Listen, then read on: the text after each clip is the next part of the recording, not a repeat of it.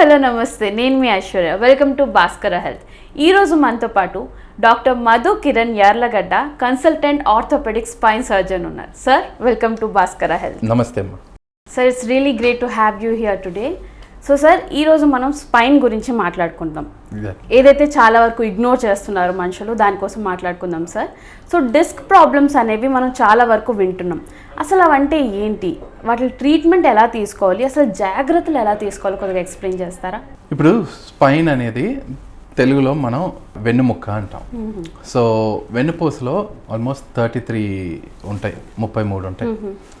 So ఒక్కొక్క లెవెల్లో ఒక్కొక్క రీజన్ అంటాం. అంటే నెక్ రీజన్లో వచ్చి సర్వైకల్ అంటాం, అదే అప్పర్ బ్యాక్ అయితే థొరాసిక్ రీజన్ అంటాం, ఇంకా కింద నడుము అయితే లంబార్ అంటాం, ఇంకా సేక్రమ్ అండ్ కాక్సిక్స్ అని టేల్ బోన్ అనమాట. సో ఇప్పుడు డిస్క్ అనేది ఎక్కడైనా అవ్వచ్చు. డిస్క్ ప్రొలాప్స్ అనేది ఎక్కడైనా అవ్వచ్చు. మెడలో అయినా అవ్వచ్చు, బ్యాక్లో అయినా అవ్వచ్చు, లేకపోతే నడులో అయినా అవ్వచ్చు. సో మోస్ట్ కామన్ సైట్ ఎక్కడ అంటే L4-5, L5S1 ఈ 2 లెవెల్స్లో మోస్ట్ కామన్గా అవుతుంది చాలామందిలో. సో ఇప్పుడు డిస్క్ ప్రొలాప్స్ గురించి మీరు అడిగారు కదా. ఈ డిస్క్ ప్రొలాప్స్లో ఏంటంటే ఈ వెన్నపూస వచ్చి ఇక్కడ బోన్, దాని తర్వాత డిస్క్. ఈ డిస్క్ అయితే సాఫ్ట్ మెటీరియల్ అనమాట. దీన్ని షాక్ అబ్జార్బర్ అని కూడా అనుకోవచ్చు. అండ్ అగైన్ బోన్ వస్తుంది. అట్లా బోన్ డిస్క్ అనే వస్తూ ఉంటాయి. సో దాని వెనకమాలే చూసారంటే నరాలు ఉంటాయి, స్పైనల్ కార్డ్ వస్తుంది, కిందకి వెళ్ళేసరికి డ్యూరా వస్తుంది. సో ఏంటంటే ఈ డిస్క్ అనేది సపోజ్ బయటికి వచ్చిందంటే, బల్జ్ అయిపోయి బయటికి వచ్చిందంటే, బల్జ్ అంటే ఏంటంటే it is more of like a radiology term. అంటే మనం ఎక్స్రే, ఎంఆర్ఐ అన్ని తీసేటప్పుడు టెక్నికల్ టర్మ్ అనమాట. ఈ డిస్క్ బయటకు వచ్చి నరాల్ని నొక్కిందంటే దాన్నే డిస్క్ ప్రొలాప్స్ అంటాం అనమాట. సో ఈ డిస్క్ ప్రొలాప్సే చాలా డిఫరెంట్ టైప్స్లో ఉంటాయి. ఒకటి వచ్చి సెంట్రల్ అంటాం, అంటే మిడిల్లో ఉంటుంది. సైడ్లో ఉంటే ఫొరామినల్ అంటాం. అదే బయటకు ఉందంటే ఎక్స్ట్రా ఫొరామినల్ అంటాం. సో ఎక్కడైనా నరాన్ని పట్టేయచ్చు. సో నరాన్ని పట్టేసింది అనుకోండి, ఉట్టి బ్యాక్ పెయిన్ కాదు, కింద కాలు దాకా మొత్తం నొప్పి వస్తూ ఉంటుంది అనమాట. అదే డిస్క్ ప్రొలాప్స్ అంటారు. దీనివల్ల మనం ఎలాంటి లైక్ బేసిక్ హ్యూమన్ లైఫ్లోని, రోజువారీ లైఫ్లోని ఎలాంటి రూల్స్ పాటిస్తే, ఎలాంటివి ఇగ్నోర్ చేస్తే మనకి ఇలాంటివన్నీ రాకుండా ఉంటాయి? సో ఈ డిస్క్ ప్రొలాప్స్ అనేది ఎవరికైనా అవ్వచ్చు. ఇట్లా లావుగా ఉంటేనే డిస్క్ ప్రొలాప్స్ అవ్వాలని ఏం లేదు, లేకపోతే సన్నగా ఉంటే అసలు అవ్వదు అనేం లేదు. కానీ కొన్ని కండిషన్స్, అంటే లావుగా ఉంటే ఛాన్సెస్ ఎక్కువ ఉన్నాయి, బరువులు ఎక్కువ మోస్తే ఛాన్సెస్ ఎక్కువ ఉన్నాయి. అట్లా ఇంకా చాలా ఓంగి హెవీ లిఫ్టింగ్ చేస్తాం, అవన్నీ చేస్తూ ఉంటే కూడా అవ్వచ్చు. అండ్ సమ్టైమ్స్ పడినా కూడా ఇట్లా అవ్వచ్చు, డిస్క్ బయటికి రావచ్చు. సో ఏంటంటే ఈ డిస్క్ వచ్చి మెయిన్గా కొందరు అడుగుతారు, మా పేరెంట్స్కి ఉంది, మా గ్రాండ్ పేరెంట్స్కి ఉండింది, అందుకని నాకు రావచ్చా అని అడుగుతారు. అది ఇట్ ఇస్ నాట్ ప్రూవ్డ్. ఇంకా ప్రూవే చేయలేదు అది. ఫ్యామిలీలో ఎవరికైనా ఉందంటే వీళ్ళకి వస్తుంది అనేది అసలు ప్రూవే అవ్వాల. సో ప్రాబబ్లీ ఏంటంటే ఈ కొలాజన్ అనేది ఉంటుంది, ఈ డిస్క్ మొత్తం కొంచెం ప్యాక్ అయి ఉంటుంది. ఏంటంటే అవుట్ సైడ్లో యానులస్ అంటాం, లోపల వచ్చి న్యూక్లియస్ అంటాం. ఆ యానులస్లో ఇప్పుడు మన కార్ టైర్కి కూడా ఇట్లా బల్జ్ అయ్యే ఛాన్సెస్ ఉంటాయి, అంటే గోతుల్లో పడితే అదంతా. అట్లా కొంచెం ఒక వీక్ స్పాట్ ఉంటుంది, ఆ వీక్ స్పాట్ నుంచి బయటకు వస్తుంది. అండ్ ఆ weak spot most of the times బ్యాక్లో ఉంటుంది. ఎందుకంటే మనం ఒక లెవెల్ వరకే వెనక్కి వెళ్ళగలుగుతాం, కానీ ముందుకి చాలా వంగగలుగుతాం. సో ఆ టైంలో ఈ వెనకాల సైడు ఎక్కువగా డిస్క్ ప్రొలాప్స్ అవుతుంది. సో ఈ డిస్క్ అయితే ఈ నడులోనే ఎందుకు ఇక్కడ నెక్లో అవ్వచ్చా అంటే డెఫినెట్గా నెక్లో కూడా డిస్క్ ప్రొలాప్స్ అయ్యే ఛాన్సెస్ ఉంటాయి. సో ఏంటంటే ఎక్కువసేపు ఇప్పుడు చాలామంది ఇప్పుడు చూసారంటే Hyderabad is like becoming IT capital కదా. సో జనాలందరూ ఇట్లా డెస్క్టాప్ వాడట్లా, చాలా వరకు అందరూ ల్యాప్టాప్లు వాడుతున్నారు, లేకపోతే ఫోన్ల కింద చూసి చేస్తారు. సో ఎక్కువసేపు అట్లా చేస్తూ ఉండేసరికి అట్లా ప్రాబ్లమ్స్ ఎక్కువ అవుతున్నాయి అన్నమాట. సో వాళ్ళకైతే ఈ నెక్ ప్రాబ్లమ్స్లో ఈ neck disc bulges, neck disc ప్రొలాప్స్లు చాలా ఎక్కువ అయ్యే ఛాన్సెస్ ఉంటాయి. సో అదనమాట. ఇప్పుడు లంబార్ స్పైన్ తర్వాత ఈ సర్వైకల్ స్పైన్లో కూడా చాలా కామన్గా అవుతూ ఉన్నాయి. ఓకే, సో బేసిక్గా ఇదైతే జెనెటిక్ ఆర్డర్ అయితే డిసార్డర్ అయితే కాదు, మనకి పేరెంట్స్ నుంచి వచ్చేలాంటి ప్రాబ్లమ్స్, అట్లాంటి అపోహలు మన లైఫ్ స్టైల్ పెట్టి ఇవి మనకి వస్తాయి. కరెక్ట్. ఇప్పుడు మోస్ట్లీ ఇది ఒక life style disease. Life style disease చాలా బాగా ఎక్స్ప్లెయిన్ చేశారు సార్. సో అలానే స్పైనల్ టెనోసిస్ అని ఇంకొకటి ఉన్నది కదా, దానివల్ల న్యూరో సమస్యలు ఏమైనా ఎదుర్కొంటామా? కరెక్ట్. ఇప్పుడు ఏంటంటే స్పైన్లో ఉట్టి డిస్క్ నరంని మాత్రం నొక్కుడిపోయి ఉందనుకోండి, అప్పుడు పైనుంచి కింద దాకా నొప్పి వస్తుంది. సో ఆ పైనుంచి కింద దాకా నొప్పి వచ్చిందంటే రాడిక్యులోపతి అంటాం. అదే కానీ సెంట్రల్గా పెద్దగా బయటకు వచ్చి ఈ స్పైనల్ కార్డ్తో సహా నొక్కేసింది అనుకోండి, దాన్నే స్టినోసిస్ అంటాం, స్పైనల్ కెనాల్ స్టినోసిస్. సో ఈ స్పైనల్ కెనాల్ స్టినోసిస్లో ఏమవుతుంది, అసలు అది లంబార్ స్పైనల్ స్టెనోసిస్లో ఏమవుతుంది, ఆ మనిషికి జనరల్గా ఈ కాలికి వచ్చే రేడియేటింగ్ పెయిన్ మేబీ ఉండొచ్చు, మేబీ ఉండకపోవచ్చు. కానీ నడిచారనుకోండి, నడిచినప్పుడు డెఫినెట్గా 2 కాళ్ళు లాగేసి డెఫినెట్గా కూర్చుని పోవాలి. దాన్నే క్లాడిగేషన్ పెయిన్ అంటారు. సో ఒక 100 మీటర్స్ 200 మీటర్స్ వెళ్ళాలంటే కూడా చాలా కష్టపడతారు. సో ఇట్లాంటి ప్రాబ్లం ఉండే వాళ్ళకి అసలు కనీసం ఇంట్లో తిరుగుతాం కూడా చాలా కష్టమయ్యే ఛాన్సెస్ ఉంటాయి. సో అట్లా వదిలేస్తూ ఉంటే బెడ్ బౌండ్ అయిపోతారనమాట. ఎలాంటి జాగ్రత్తలు తీసుకోవాలి సార్? మళ్ళీ దీనికి కూడా ఏంటంటే సేమ్ డిస్క్ ప్రొలాప్స్ లాగానే వంగుతాం, లేకపోతే ఓల్డ్ ఏజ్ వల్ల అదంతా చాలా కండిషన్స్ ఉన్నాయన్నమాట. అండ్ వెయిట్లు ఎక్కువ మోస్తాం, ఇవన్నీ అందరు వెయిట్లు మోయచ్చు. వెయిట్లు మోయకుండా అసలు ఎవరు ఉండలేరు. మరి మన వల్ల కుదరంది కూడా, ఇప్పుడు చాలామంది జిమ్కి వెళ్తారు, జిమ్కి వెళ్ళిపోయి నెక్స్ట్ డేనే కండలు తిరిగిపోవాలనుకుంటారు. కానీ అట్లా ఓవర్గా చేసేస్తే ఇట్లా డిస్క్ ప్రాబ్లమ్స్ అన్నీ కూడా వస్తాయి.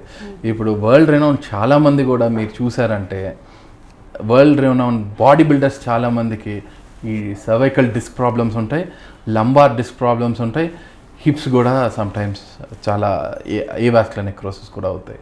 సో ఏంటంటే ఒక్కొక్క మనిషికి ఒక్కొక్క అమౌంట్ ఆఫ్ వెయిట్ లేపగలుగుతారు. అసలు దానికంటే ఎక్కువ ఓవర్గా చేస్తే డెఫినెట్గా డిస్క్ ప్రొలాప్సెస్ అవుతాయి. ఓకే, నైస్ సార్, చాలా బాగా ఎక్స్ప్లెయిన్ చేశారు.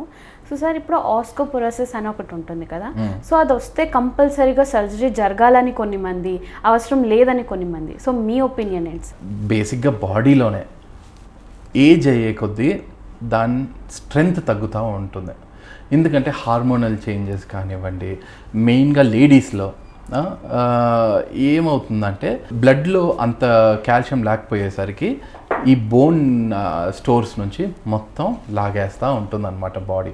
సో దాంతో ఏమవుతుంది, ఈ బోన్స్ అన్నీ చాలా వీక్ అవుతాయి. ఈ బోన్స్ అన్నీ వీక్ అయిపోయేసరికి జస్ట్ మామూలు చిన్న బాత్రూంలో అట్లా కాలు జారారంటే కూడా స్పైన్ ఫ్రాక్చర్ అయ్యే ఛాన్సెస్ చాలా హై. అదొకటే కాకుండా స్పైన్ ఫ్రాక్చర్ ఒకటే కాదు, ఈవెన్ హిప్ ఫ్రాక్చర్స్ కానీ చేతుల్లో ఫ్రాక్చర్స్ కానీ అయ్యే ఛాన్సెస్ ఉంటాయి.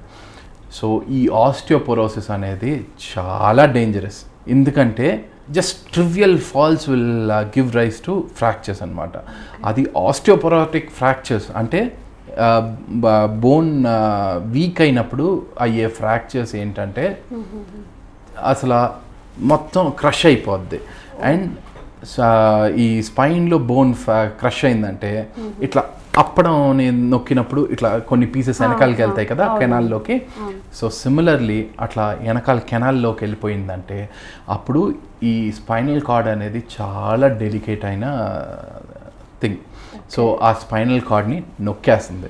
ఆ స్పైనల్ కార్డ్ని నొక్కేస్తే మాత్రం చాలా రిస్కీ అండ్ సమ్టైమ్స్ మొత్తం పెరాలిసిస్ కూడా అయ్యే ఛాన్సెస్ ఉంటాయి. సో ఏంటంటే ఆస్టియోపొరాటిక్ ఫ్రాక్చర్స్ అయినప్పుడు ఆపరేషన్ కంపల్సరీనా అంటే కంపల్సరీ ఏం కాదు. డెఫినెట్గా కన్జర్వేటివ్ మేనేజ్మెంట్ కూడా చేయొచ్చు. కానీ సపోజ్ బాగా నలిగిపోయింది లేకపోతే ఫ్రాగ్మెంట్స్ అయితే వెనకాలకి వెళ్ళిపోయి స్పైనల్ కార్డ్ని నొక్కేస్తున్నాయి అట్లా అంతా అంటే అప్పుడు మాత్రం డెఫినెట్గా ఎంత ఎర్లీగా సర్జరీ చేసుకుంటే అంత మంచిది. స్టెబిలైజేషన్ అయినా అవనివ్వండి లేకపోతే వర్టిబ్రోప్లాస్టీ అని కీ హోల్ సర్జరీస్ అయినా ఉంటాయి. సో అట్లా మనం ప్రొటెక్ట్ చేయాలి, లేకపోతే మొత్తం పెరాలిసిస్ అయ్యే ఛాన్సెస్ చాలా ఎక్కువ. సార్ ఇందాక మీరు చెప్పినట్టు డిస్క్ ప్రొలాప్సెస్కి ఇప్పుడు మనకి ఆపరేషనే ఒక వేయా లేదా ఇంకేమైనా ఉంటుందా? ఓకే, సో ఏంటంటే ఇట్లా డిస్క్ ప్రొలాప్సెస్కి వచ్చి ఆపరేషన్ ఎప్పుడు కంపల్సరీ ఏం కాదు. ఇప్పుడు మీరు రీసెర్చ్ ఆర్టికల్స్ చూసారనుకోండి, 98% ఆఫ్ ద పేషెంట్స్ అసలు ఆపరేషన్ చేయాల్సిన అవసరమే లేదు. సో మెయిన్గా ఏంటంటే లైఫ్ స్టైల్ మోడిఫికేషన్స్, దాని తర్వాత రెస్ట్, దాని తర్వాత కొంచెం మెడిసిన్స్, పెయిన్ కిల్లర్స్ కానీ, దాని తర్వాత కొంచెం ఆ నర్వ్కి కొన్ని మెడిసిన్స్ ఇస్తాం. ఆ మెడిసిన్స్ వేసుకుంటేనే మోర్ దెన్ ఎనఫ్. సో ఇట్లా సపోజ్ ఈ కన్జర్వేటివ్ మెథడ్ ట్రై చేసినా కూడా నాకు తగ్గలేదు, నాకు 3-4 monthsగా ఇంకా నొప్పిగానే ఉంటుంది అంటే what we can do is, మరీ సివియర్గా ఉందంటే we can also try nerve route blocks అని ఉంటాయి, ఇంజెక్షన్స్ కూడా ఉంటాయి. ఆ పెయిన్ మేనేజ్మెంట్ ఇంజెక్షన్స్ కూడా ట్రై చేయొచ్చు. సో అది కూడా మనకి సెట్ అవ్వలేదనుకోండి, ఇట్లా సింపుల్ డిస్క్ ప్రొలాప్సెస్ మాత్రం ఉన్నాయంటే మనం డిస్కెక్టమీస్ అంటే ఇట్లా బయట కొంచెం బల్జ్ అయిన ఈ డిస్క్ని ఆ పోర్షన్ని మాత్రం తీసేస్తాం అన్నమాట. సో దానిలోనే ఏంటంటే ఇట్లా మైక్రో డిస్కెక్టమీ అంటాం. అంటే మనం మైక్రోస్కోప్ పెట్టుకొని ఆ చిన్న హోల్ నుంచి మనం ఆ డిస్క్ని బయటికి తీసేస్తాం. అది చేస్తూ ఉన్నాం మొన్నటి దాకా. ఇప్పుడు ఏంటంటే మేమైతే ఎండోస్కోపిక్ డిస్కెక్టమీ స్టార్ట్ చేసాం.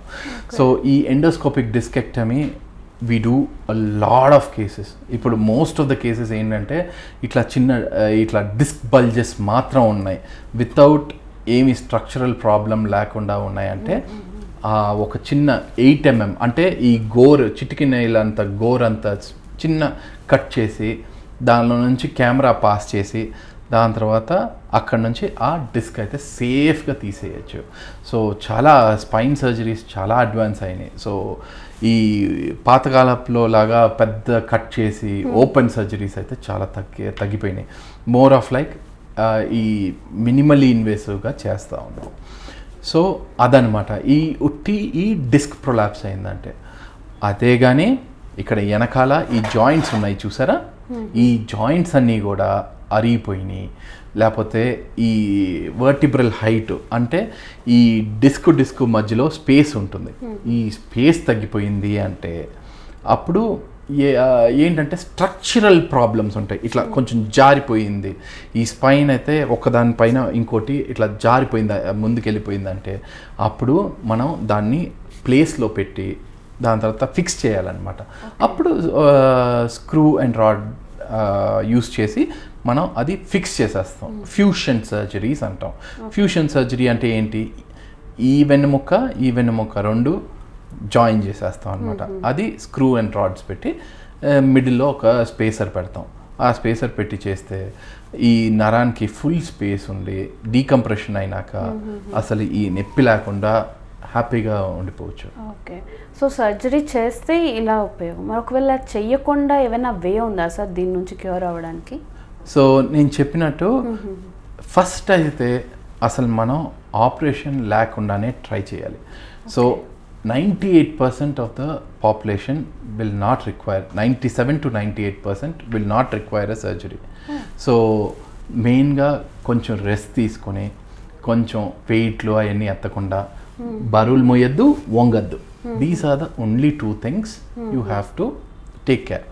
ఈ 2 మాత్రం చేయగలిగితే మోస్ట్ ఆఫ్ ద టైమ్స్ నొప్పి తగ్గిపోద్ది.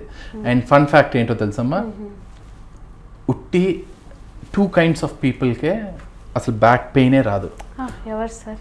వాళ్ళు ఎవరంటే, ఒకటి ఆ మనిషి చచ్చిపోయి ఉండాలి, అయ్యో. రెండోది ఆ మనిషే కాదు, పశువు అయి ఉండాలి. These are the only 2 possibilities. అసలు ఒక మనిషి నాకు బ్యాక్ పెయినే రాలేదు, నా లైఫ్లో అసలు బ్యాక్ పెయినే రాలేదు అంటే these are the only 2 possibilities. ప్రతి ఒక్క మనిషికి కంపల్సరీ 100 out of 100 అందరికీ రావాల్సిందే, compulsory. So that is about back pain అమ్మా. ఈ డిస్క్ను సరే, ఈ లంబా కెనాల్ స్టెనోసిస్ను సరే. అండ్ చాలామంది జనాలు, సార్ మీరు ఈ ప్రొసీజర్ బదులు ఆ ప్రొసీజర్ చేయొచ్చు కదా. See a doctor has trained in so many things. Yes. So surgery ప్రకారం ఆ డాక్టర్, ఏ డాక్టర్ దగ్గరికి మీరు వెళ్తే ఆ డాక్టర్ దేనిలో స్పెషలైజ్డ్, ఎట్లా పర్ఫెక్ట్గా చేయగలుగుతారో అది రికమెండ్ చేస్తారు. So it is better that you leave it to that doctor అనమాట. అవును. సో రెండోది ఏంటి, ఇప్పుడు నేను కెమెరా త్రూగా చాలామందికి చేశా. సో ఒక పేషెంట్కి చేసి కంప్లీట్గా తగ్గిపోతే ఇంకో పేషెంట్ని రెఫర్ చేస్తారు. జనరల్గా that's how it works. So ఏంటంటే ఆ నెక్స్ట్ పేషెంట్ వచ్చినప్పుడు ఇట్లా నేను చెప్పాను కదా, ఇట్లా జారిపోతే ఇట్ డజంట్ వర్క్. సేమ్ ఎండోస్కోపీతో మనం చేసిన పెద్ద రిజల్ట్స్ ఉండవు. We have to stabilize. So one size fits all లాగా ఈ సర్జరీ, ఒకే టైప్ ఆఫ్ సర్జరీ అన్ని కండిషన్స్కి పనికి వస్తుందా అంటే అట్లా కాదు. ఒక్కొక్క దానికి ఒక్కొక్క లాంటిది. సో ఏంటంటే ఇప్పుడు కుకింగ్లో లాగా చికెన్ లాగానే ఉండాలి, ఫిష్ లాగానే ఉండాలి, అంతే కదా. చికెన్ ఫిష్ లాగా వండితే ఏం బాగుంటుంది. సో సార్, ఇప్పుడు ఈ సర్జరీ అయిన తర్వాత లైక్ రికవర్ కంప్లీట్గా అవ్వడానికి ఇంకా టైం పడుతుందా, లేదా వెంటనే the person will be normal? Very good question. ఇట్లా డిస్క్ సర్జరీస్కి పెయిన్ అనేది ఇమ్మీడియట్గా పోద్ది. కానీ ఆపరేషన్ తర్వాత 3 months వరకు కొంచెం కేర్ఫుల్గా ఉండటం మంచిది. ఏంటంటే 3 months వరకు జనరల్గా నేను ఆపరేషన్ చేసినాక ఓన్లీ 2 పనులు చేయొద్దంట. ఒకటి వంగుతాం, రెండోది బరువులు మోయటం. ఈ 2 పనులు తప్ప అన్ని పనులు చేయొచ్చు అంటాం. అది లంబార్ స్పైన్కి. అదే కానీ సర్వైకల్ స్పైన్ అనుకోండి, సర్జరీ తర్వాత మెడ వంచొద్దు, దాని తర్వాత బరువులు తలపైన పెట్టుకోవద్దు అంటాం. అండ్ థర్డ్ థింగ్ ఏంటంటే, అందరూ అడిగేది కార్తో ఎప్పుడు తోలచ్చు, బైక్ ఎప్పుడు తోలచ్చు అని. సో ఈ లంబార్ సర్జరీస్ అయినాక 2 months తర్వాత నుంచి కార్ తోలతం మొదలెట్టచ్చు, 3 months తర్వాత నుంచి బైక్ తోలతం మొదలెట్టచ్చు. సో మీ పార్షాలిటీ ఏంటి బైక్కి కార్కి అన్నారంటే, బైక్లో మనం ఒక్కటి సరిగ్గా తోలితే సరిపోదు, పక్కనాలు కూడా సరిగ్గా తోలాలి. సో కేర్ఫుల్గా ఉండటం మంచిది. సో 3 months వరకు బైక్ తోలకపోతే better. Okay, so within 3 months proper recovery డెఫినెట్గా. సో ఇప్పుడు మనం ఎలాగ స్పైన్ కోసం మాట్లాడుకుంటున్నాం కాబట్టి, సో ఇప్పుడు స్పోర్ట్స్లో ఉన్న వాళ్ళు చాలా రఫ్ అండ్ టఫ్గా వాళ్ళ బాడీని వెయిట్స్ వెత్తడంలో కానీ లేదా పరిగెట్టడంలో అని ఏదైనా వాళ్ళు చాలా రఫ్ అండ్ టఫ్గా ఉంటారు. అంతగా కేర్ తీసుకొని జాగ్రత్త పడడం అనేది ఉండదు. సో అలాంటి పర్సన్స్కి మీరు ఏదైనా సజెషన్ ఇస్తారా? సో ఏంటంటే ఈ స్పోర్ట్స్ ఇంజురీస్ అనేది చాలా పెద్ద టాపిక్.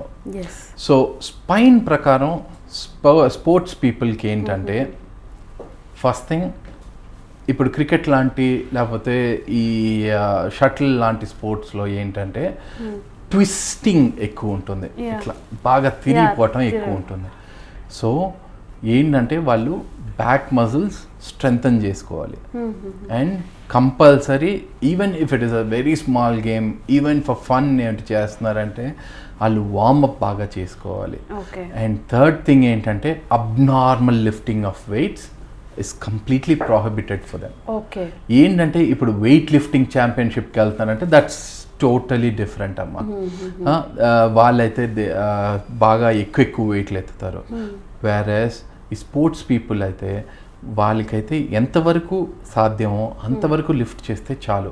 మరి ఎక్కువ ఉండేదానికంటే ఎక్కువ లిఫ్ట్ చేశారంటే డెఫినెట్గా వాళ్ళ పర్ఫార్మెన్స్ తగ్గుతుంది. ప్లస్ తొందరగా అరుగుదల ఎక్కువ అవుద్ది. ఎందుకంటే జనరల్గానే వాళ్ళైతే ఎక్కువ యూస్ చేస్తారు బెండింగ్ కానీ లేకపోతే ట్విస్టింగ్ కానీ. ఆ ట్విస్టింగ్ ఈ అన్నిటికి ఎట్లయినా డీజనరేట్ అవుతానే ఉంటుంది. ఇట్స్ జస్ట్ లైక్ ఇప్పుడు కార్ అయితే మనం కొత్తగా కొన్నప్పుడు నేను స్లోగా తోలుతా ఉన్నానంటే నా టైర్ అయితే 50,000 కిలోమీటర్లు వస్తుంది. ఎవరైతే సడన్ బ్రేక్లు వేస్తారో లేకపోతే చాలా రఫ్గా తోలుతారో వాళ్ళ కార్ టైర్లు మ్యాక్సిమం 20,000 కిలోమీటర్లే వస్తాయి. అంతే కదా. సో సేమ్ వే సో వాడేటప్పుడు మాత్రం సో మొత్తం అలైన్మెంట్ సరిగ్గా పాస్చరింగ్ చేసుకునేటట్టు అండ్ కొంచెం ఎక్సర్సైజెస్ బాగా చేస్తే ఈ ప్రాబ్లమ్స్ ఏం లేకుండా ఉంటాయి. ఓకే, సో మనం దాని తగ్గట్టు మన బాడీకి కూడా ఎక్సర్సైజెస్ కనుక ఇస్తే దానివల్ల మనకు అంత ప్రాబ్లం ఉండదు. డెఫినెట్లీ కేర్ తీసుకోవాలి బేసిక్గా. డెఫినెట్లీ. సో సార్ చాలా వరకు గూని అనే ఒక ప్రాబ్లంతో చాలా మంది సఫర్ అవుతున్నారు కదా. సో మీరు ఇప్పటి వరకు అలాంటి పేషెంట్స్ని ఎవరికైనా ఎదుర్కొన్నారా? గూని అంటే ఇంగ్లీష్లో వచ్చి స్కోలియోసిస్. స్కోలియోసిస్ అంటే ఈ స్పైన్ మన వెన్నుముక్క అందరికీ స్ట్రెయిట్గా ఉంటుంది. కొందరికి ఏమవుతుంది పుట్టుకతోనే వాళ్ళకి సమ్ టైమ్స్ ఈ వెన్నుముక్క డెవలప్ అవ్వదు. కొందరికి ఏమవుతుంది పెరిగేటప్పుడు, ఇప్పుడు చెట్టు అయితే అన్ని చెట్లు స్ట్రెయిట్గా పెరగవు కదా, కొన్ని వంగిపోతాయి కదా. అట్లా సేమ్ వే చాలా రీజన్స్ ఉంటాయి. ఏంటంటే ఈ ఒక కండిషన్లో మాత్రం ఫీమేల్స్కి అంటే లేడీస్కి ఎక్కువ శాతం వచ్చే ఛాన్సెస్ ఉంటుంది కంపేర్ టు మేల్స్ అన్నమాట. దాని తర్వాత రెండోది ఏంటంటే ఇది సపోజ్ పుట్టుకతో వచ్చిందంటే దాన్ని కంజెనైటల్ స్కోలియోసిస్ అంటాం. అదే కానీ పెరిగేటప్పుడు వచ్చిందంటే ఇడియోపతిక్ స్కోలియోసిస్ అంటాం. ఇడియోపతిక్ అంటే ఏంటి? ఇడియోపతిక్ అంటే అసలు అది ఎందుకు వచ్చిందో కూడా మనకి రీజన్ తెలియదు. అది లైక్ ఉంటున్న కొద్దీ వస్తుంది అంటారా? పెరిగే కొద్దీ ఆ గూని పెరిగే ఛాన్సెస్ ఉంటుంది. అంటే ఇట్లా బెండ్ అవుతుంది. అది ఏంటంటే ప్రాబ్లము స్పైన్ అయితే ఓన్లీ సైడ్లో బెండ్ అవ్వదు, సైడ్లో బెండ్ అవుతుంది ప్లస్ రొటేషన్ కూడా అవుతుంది. సో అది 3 డైమెన్షనల్గా చూడాల్సింది అనమాట. అది ఏంటంటే మనం ఎక్స్రే తీసినప్పుడు జస్ట్ సైడ్లో తిరిగినట్టు ఉంటుంది, కానీ ఇట్లా సైడ్లో బెండ్ అవుతాం ఒకటే కాకుండా ఇట్లా రొటేషన్ కూడా ఉంటుంది. సో అట్లా ఉండేసరికి ఏంటంటే ఎంత తొందరగా మనం దాన్ని పట్టుకోగలితే అంత బెటర్గా వితౌట్ సర్జరీ కూడా మనం దాన్ని ట్రీట్ చేయొచ్చు బ్రేసింగ్ ద్వారా. అంటే ఒక బయట ఒక బ్రేస్ లాంటిది ఒకటి ఇచ్చి వాళ్ళని అట్లా అట్లీస్ట్ 18 to 20 hours కూర్చోపెడితే మోస్ట్ ఆఫ్ ద టైమ్స్ ఈ ప్రోగ్రెషన్ అంటే ఇది పెరిగేది ఆపేయచ్చు. సో సమ్ టైమ్స్ ఏంటంటే సమ్ టైమ్స్ కాదు most of the times ignorance ఒకటి. రెండోది ఏంటి, నా పిల్లలకి ఎందుకు వస్తుంది అని ఆ ఒక యాక్సెప్టెన్స్ ఉండదు, యాక్సెప్ట్ చేయలేరు. నా పిల్లాడికి ఎట్లా ఉంటుంది, అది ఊరికే తను నుంచునే దానివల్ల స్ట్రైట్గా నుంచో అని పిల్లల్ని హింసిస్తారు. అట్లా కాదు. ఏంటంటే అట్లా ఏమంటే కొంచెం డిఫరెన్స్ ఏం లేదు. ఎప్పుడైనా ఇట్లా గూని అనిపించిందంటే అది ఎట్లా అనిపిస్తుంది, ఏంలా పుష్ప మూవీ చూసారా? సో సిమిలర్గా కాస్త షోల్డర్ ఇంబ్యాలెన్స్ ఉంది అన్న, లేకపోతే ఈ నిపుల్ లైన్ కొంచెం డిఫరెంట్గా ఉన్న, షర్ట్ తిప్పినప్పుడు వెనకాల ఏమంటే కొంచెం అట్లా స్ట్రెయిట్గా లేకుండా కొంచెం పక్కనగా వెళ్ళినా ఇమీడియట్గా ఏంటంటే ఆర్థోపెడిక్ స్పైన్ సర్జన్కి చూపించాలి. చూపిస్తే డెఫినెట్గా if it is less curve. ఇప్పుడు ఏంటంటే లెస్ కర్వ్, బిగ్ కర్వ్, లేకపోతే మేజర్ కర్వ్, మైనర్ కర్వ్, ఇవన్నీ మాట్లాడుతుంటారు. అవన్నీ టెక్నికల్ అనవసరం. కానీ మెయిన్గా ఈ గూన్ అయితే 40 degrees కంటే తక్కువగా ఉందంటే ఆపరేషన్ చేయాల్సిన అవసరమే లేదు. మోస్ట్ ఆఫ్ ద టైమ్స్ ఈ ఒక బ్రేసింగ్తో డెఫినెట్గా స్ట్రైట్ చేయొచ్చు.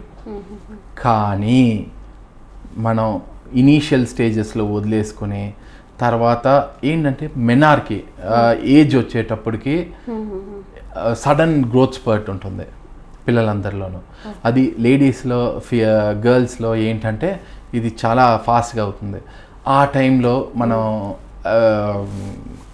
either we ignored it or we did not accept it or whatever reason ఏదైనా అయినా అప్పుడు పెరిగిపోద్ది. సో 40 degrees పైన కంపల్సరీ మనం దాన్ని స్ట్రైటన్ అప్ చేయాలి. వదిలేస్తే ఏమవుతుంది డాక్టర్ అనొచ్చు.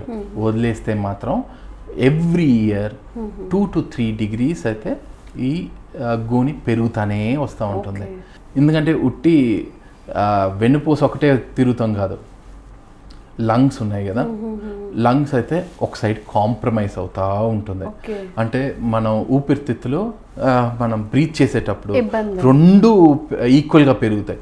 కానీ ఈ పిల్లల్లో ఏమవుతుంది, లంగ్ కెపాసిటీ తగ్గిపోద్ది, ఇన్ఫెక్షన్స్ ఎక్కువ అవుతాయి, హార్ట్ ప్రాబ్లమ్స్ వస్తాయి. And third most important thing ఏంటంటే ఈ పేగులు ఉన్నాయి కదా, మన రిబ్స్ కూడా ఇక్కడ హిప్కి టచ్ అవుతా చాలా నొప్పిలో ఉంటారు.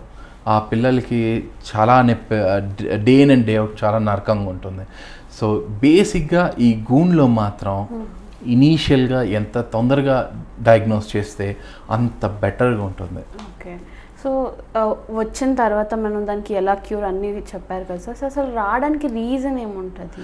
అదే ఏంటంటే కంజెనిటల్ అన్నాను కదా, పుట్టుకతోనే సమ్టైమ్స్ ఈ వెన్నుపూస సరిగ్గా పెరగదు. సో అది ఒక రీజన్ అవ్వచ్చు. రెండోది అసలు ఎందుకు అవుతుందో కూడా మనం చెప్పలేం. ఎందుకు అంటే ఇడియోపతిక్. అదే ఇప్పుడు దాకా ఇంత రీసెర్చ్ అయినా కూడా దాని పేరు ఏమని పెట్టారు, ఇడియోపతిక్ స్కోలియోసిస్. ఇడియోపతిక్ అంటే అసలు ఎందుకు అవుతుందో తెలియదు. కానీ మన పూర్వీకులు వాళ్ళకి ఎవరికైనా ఇట్లా స్కోలియోసిస్ ఉందంటే ఆ పిల్లలకి వచ్చే ఛాన్సెస్ ఎక్కువ. అది అబ్బాయిల కంటే అమ్మాయిల్లో ఇంకా ఛాన్సెస్ ఎక్కువ. సో అది ఇంకోటి ఏంటి, పిల్లలు ఇద్దరున్నారనుకో, ఒక పిల్లాడికి కానీ పాపకు కానీ ఉందంటే రెండో పాపకిను బాబుకి కూడా వచ్చే ఛాన్సెస్ ఉంది. సో అట్లా ఇంట్లో ఒకరికి ఉన్నా కూడా వేరే వాళ్ళని కూడా కొంచెం గమనిస్తూ ఉంటే చాలు. సో కంపల్సరీ ఎక్స్రేలు తీయాలి అదంతా అవసరం లేదు. ఏమంటే కొంచెం అయినా డిఫరెన్సెస్ కనపడితే ఆ ఆర్థోపెడిక్ స్పైన్ సర్జన్ డెఫినెట్గా హెల్ప్ చేయగలుగుతారు.